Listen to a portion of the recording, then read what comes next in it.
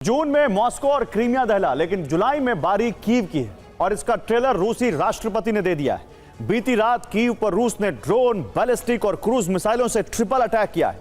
रूसी हमलों की रणनीति ऐसी थी कि यूक्रेनी डिफेंस सिस्टम पूरी तरह से फेल हो गए और इसका नतीजा रहा कीव में भीषण तबाही। हालात ऐसे बन गए कि आधे कीव शहर को अंडरग्राउंड मेट्रो स्टेशन में शरण लेनी पड़ी। पुतिन की मिसाइलों ने कीव में कितनी तबाही मचाई, इस रिपोर्ट में देखिए। कीव में एक साथ 30 से ज्यादा इलाकों पर हमले किए गए। रूसी सेना ने 500 ड्रोन से हमला किया, साथ ही 74 मिसाइलें दागी। हमलों में 17 लोगों की मौत हो गई, जबकि 86 लोग घायल हैं। मौत का आंकड़ा अभी और बढ़ सकता है। और रूस ने कीव पर हमले की शुरुआत 1 जुलाई की रात 9:40 पर की। यह कीव पर हमलों का पहला राउंड था। इस राउंड में रूस ने करीब 300 ड्रोन हमले किए। हालांकि इन ड्रोन्स को यूक्रेनी डिफेंस सिस्टम ने काफी हद तक रोक लिया।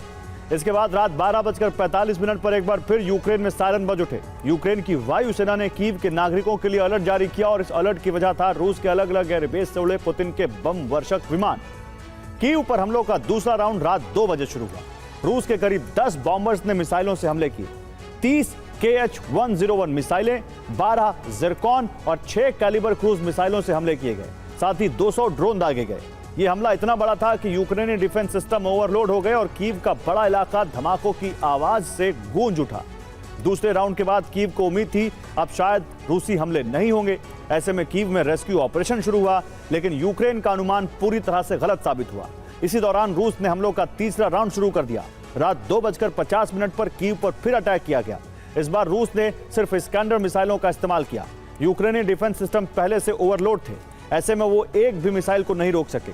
दावा है कि रूस ने ठीक उन्हीं जगहों पर हमले किए जहां दूसरे राउंड में बारूद बरसाया गया था। रूस ने apartment, premier palace, hotel, metro station के gate, ambulance station, science institute, office building, museum और एक सरकारी इमारत को टारगेट किया।